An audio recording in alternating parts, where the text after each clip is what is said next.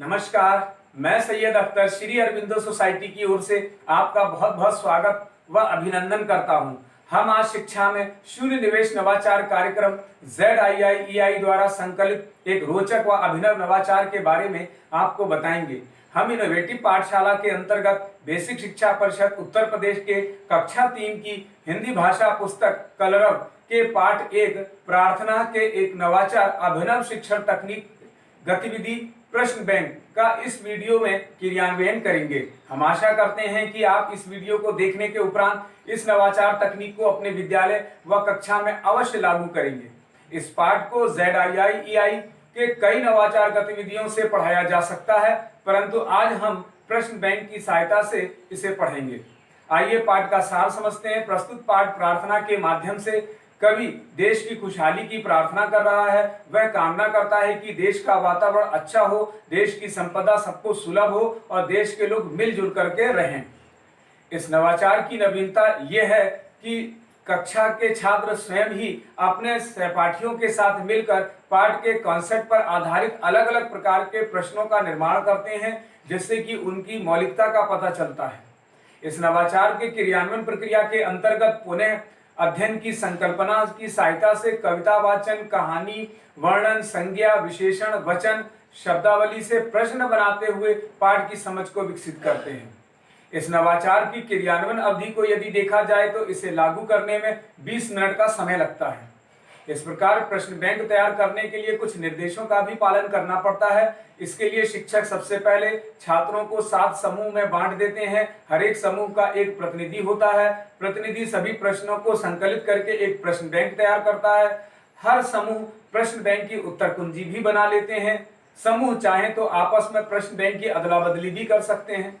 समूह प्रश्नों के प्रकार पर ध्यान देते हैं, जैसे अति लघु उत्तरीय, लघु उत्तरीय और विस्तृत उत्तरीय प्रश्न तैयार किए जाते हैं। इस प्रकार सभी समूह की सहायता से एक प्रश्न बैंक तैयार कर लिया जाता है। अंत में कक्षा में प्रश्नों के उत्तर भी बताए जाते हैं, जिन्हें छात्र अपनी उत्तर पुस्तिका में लिख लेते हैं। इस नवाचार के पुनः अध्ययन अथवा क्रियान्वयन के लिए के अंतर्गत जो प्रश्न छात्रों द्वारा तैयार किए जाते हैं, उनकी सहायता से कविता वाचन, कहानी, वर्णन, संज्ञा, विशेषण, वचन, शब्दावली से प्रश्न बनाने की जानकारी को दोहराया जाता है। तो चलिए आइए अब इसे उदाहरण से समझते हैं। जैसे प्रस्तुत पाठ में किसके लिए प्रार्थना की गई है? देश के लिए। घट, घाट, वन, वाट क्या बनाने की प्रार्थना की गई है? तो सरल बनाने की प्रार्थना की गई है। प्रस्तुत पाठ में माटी शब्द का अर्थ मिट्टी है। प्रस्तुत पाठ में जल शब्द का क्या अर्थ है? संज्ञा। जल शब्द का अर्थ पानी है। घाट शब्द का तुकांत शब्द क्या होगा? वाट। अच्छा शब्द क्या है? विशेषण। फल शब्दों का बहुवचन क्या होगा? फलों। प्रस्तुत पाठ में तन शब्द का अर्थ होगा शरीर। इस प्रकार के विभिन्न प्रश्न तैयार करते हुए छात्र एक बड़ा प्रश्न बैंक बनाते हैं और शिक्षक इसमें निर्देशक की भूमिका निभा रहे होते हैं। इस प्रकार निष्कर्ष रूप में देखा जाए तो प्रश्न बैंक नवाचार गतिविधि से सीखने के अनेक परिणाम प्राप्त होते हैं।